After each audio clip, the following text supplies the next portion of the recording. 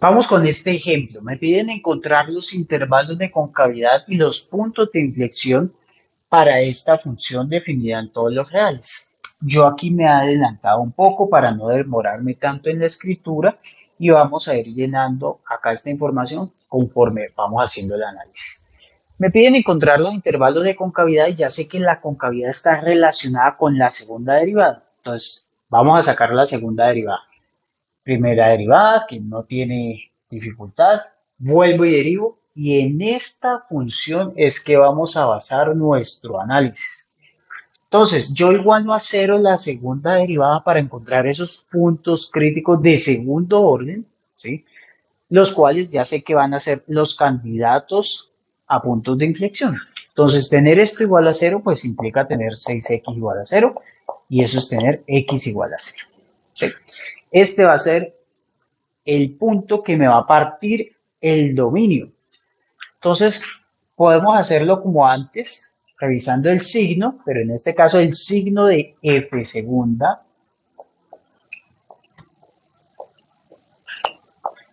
En este caso es muy fácil, pues por la expresión que dio. Entonces, este es el cero, que es el punto crítico de segundo orden, y usted antes del cero puede tomar un cualquiera, por ejemplo, -1 y después del cero un cualquiera 2. Sin embargo, insisto, en este caso es muy fácil darse cuenta que a la izquierda de cero esto es negativo y a la derecha de cero esto es positivo. Pero usted puede hacer la evaluación, pues f segunda, el -1 que era el cualquiera, pues le dio -6 que es negativo. Entonces, a la izquierda esta cosa es negativa y f segunda en 2, pues te da 12 que es positivo, así que acá es positivo. Entonces, ¿qué podemos concluir de eso? Que ella es cóncava hacia abajo, o sea, donde el signo de la segunda derivada es negativo, o sea, desde menos infinito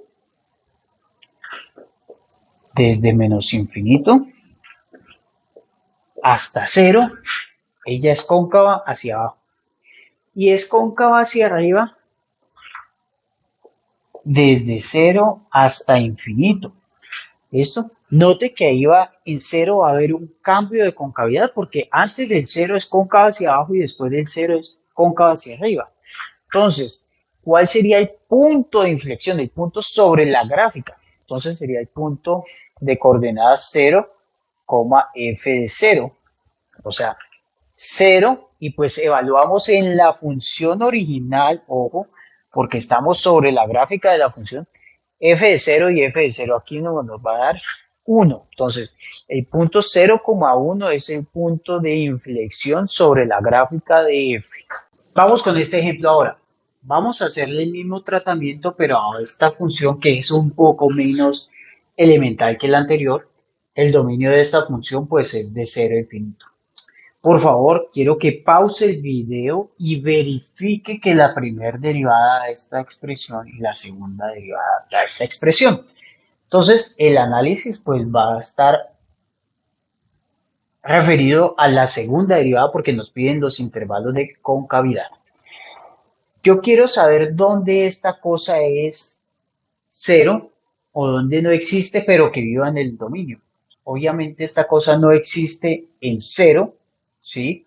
Tiene problemas aquí, pero el cero no me interesa porque el cero pues no está en el dominio. Entonces, si yo quiero ver cuando f segunda de x es igual a cero, pues como esto es una fracción, lo que tengo que resolver es el numerador igual a cero. ¿Listo? Y esto, pues entonces vendría siendo que esto sea 8 tercios. Para despejar aquí, pues usamos la función exponencial. Bien, entonces este va a ser, digamos, nuestro punto crítico de segundo orden. En este caso, como nos dio un número medio extraño, yo voy a tomar una aproximación, ya le digo para qué, la aproximación de esto es 14.39.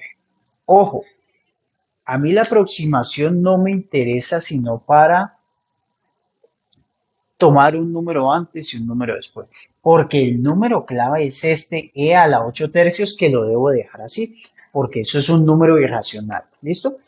Entonces, vamos a hacer el mismo análisis. Vamos a estudiar el signo de f segunda. ¿Listo?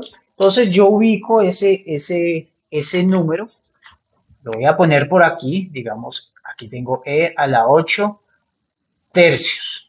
Entonces, ¿por qué saqué la aproximación? Ah, porque yo quiero un numerito más grande que eso, y pues si uno no sabe más o menos aproximadamente cuánto da, pues no va a saber quién es más grande y quién es más pequeño. ¿Listo? Entonces, como siempre, tomo un cualquiera, puede ser 20, y un cualquiera antes, pues puede ser el 1. Ojo, no puede ser el 0, pues ya sabe que el 0 no está allí. Entonces, ¿qué podemos hacer? Revisar la segunda derivada en ese cualquiera, que es 1. La segunda derivada en ese cualquiera, pues le daría algo así como -8 cuartos. ¿Sí? Cuando reemplazo acá, este logaritmo es 0. Entonces, lo que me interesa es que esto es negativo. Entonces, ¿qué estamos viendo aquí? Que la derivada segunda es negativa a la izquierda entre 0 y este número e a la 8 tercios. No me tiro más a la izquierda de 0, pues porque no me interesa nada a la izquierda de 0. La segunda derivada en 20, ¿sí? Que nos da algo así como -8 más 3 logaritmo natural de 20 sobre 4 por 20 a las 5 medios. Esto me dio aproximadamente 0,0,0,1. En última, no me interesa mucho esto, pero sí su signo. Entonces, esta cosa es positiva.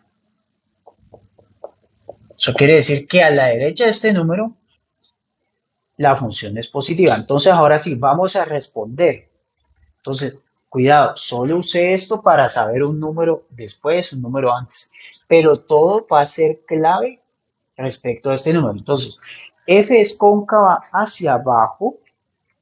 F es cóncava hacia abajo en este pedazo.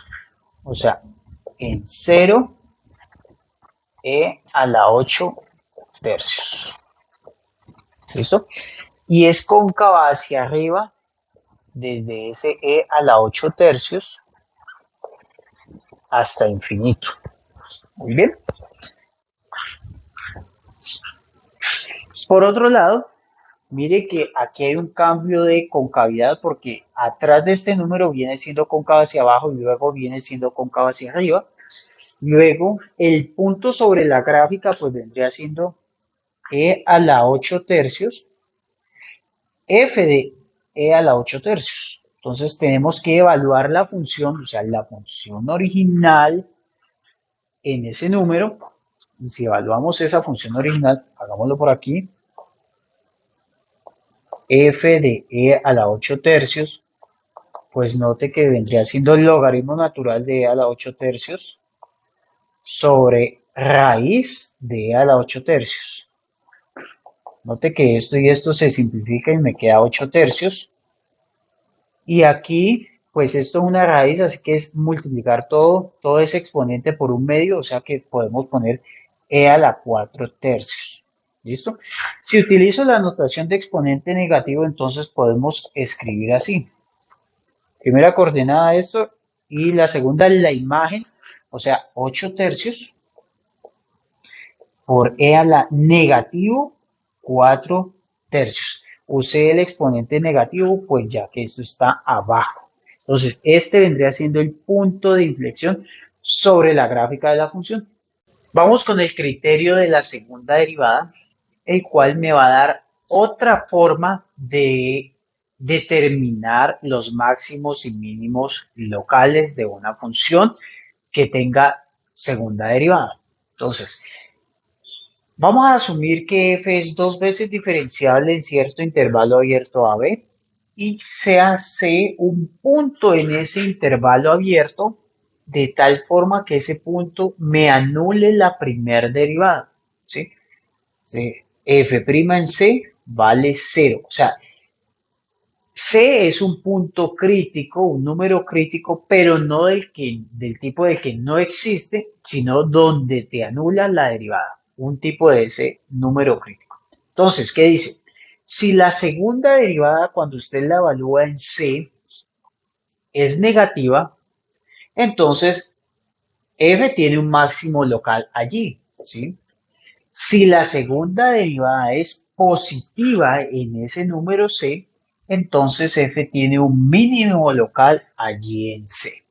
Eso es otra forma de encontrar los máximos y los mínimos locales, además de la que ya teníamos, que era revisar el signo, el cambio de signo de la primera derivada. Recuerde que si usted tenía primera derivada positiva y luego pasabas a tener derivada negativa, en ese punto, pues allí había un máximo, y análogamente si usted tenía derivada primera negativa en todo un intervalo y luego pasaba a tener derivada positiva, entonces allí había un mínimo local. Vamos con este ejemplo. Me piden hallar los valores máximo y mínimo de esta función polinómica de grado 4.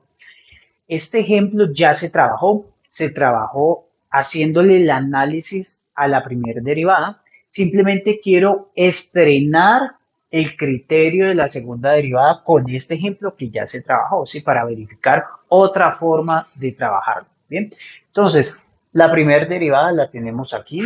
Si usted factoriza, pues puede ver esto. Así las cosas, los números críticos, pues son 0, 2 y menos 1, que son los que te anulan esa primera derivada. Entonces, estos son los que satisfacen que f' sea 0 y estamos en las hipótesis del criterio de la segunda derivada. ¿Qué vamos a hacer?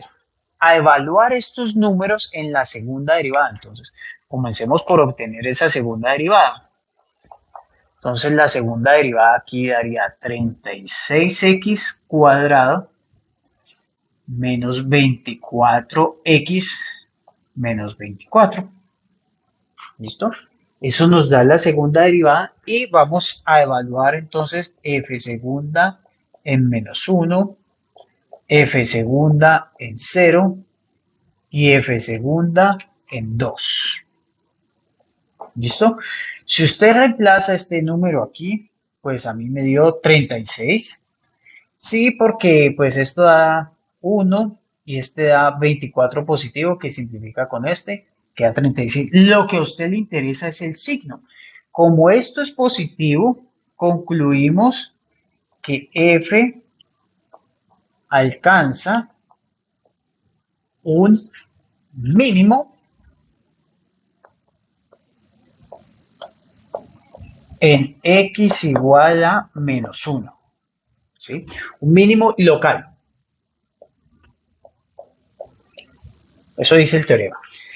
F segunda en 0, pues me da negativo 24. ¿Sí? Lo cual implica que f alcanza un máximo local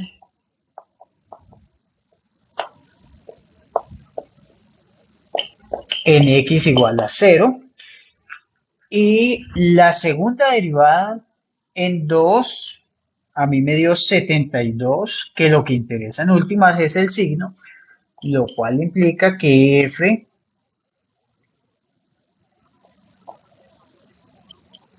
alcanza un mínimo local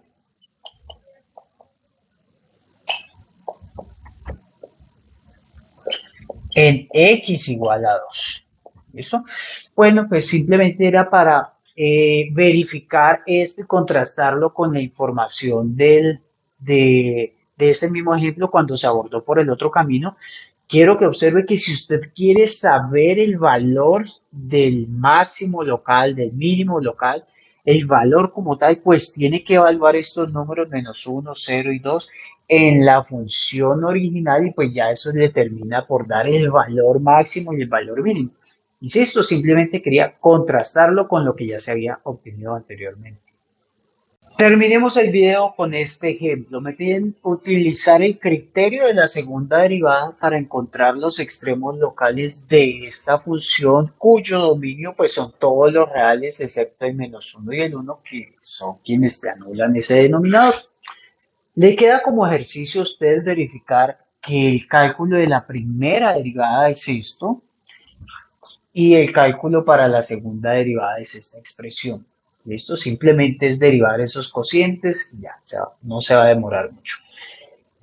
Observe que si esta es la primera derivada, cuando usted lo iguala a 0, pues tiene una fracción, entonces esto es igual a 0 si solo si el numerador es igual a 0 y 4x es igual a 0 si solo si x es igual a 0. O sea, la primera derivada se anula en 0. Si usted reemplaza aquí en 0, esto te da 0. Muy bien, así que este va a ser el valor que yo voy a reemplazar en la segunda derivada para revisarle el signo y así concluir si es un máximo o un mínimo local. Entonces, si evaluamos la segunda derivada en 0, pues la segunda derivada en 0 me queda 4 y abajo me queda 1. Así que me da 4. Esto es mayor que 0. Entonces, esto implica que f alcanza un mínimo local en x igual a 0. ¿Listo? Si yo quiero saber el valor de ese mínimo, recuerde que simplemente debe evaluar la función original en ese punto. Entonces, el valor del mínimo es f de 0 y f de 0 es evaluar en la función original pues el 0 y esta cosa te da 1. Entonces, ¿qué es lo que hemos concluido aquí? Que f alcanza un valor mínimo local en 0 y ese mínimo como tal, el valor de esa función es 1 allí. Volveremos con este interesante ejemplo más adelante. Eso ha sido todo por este video.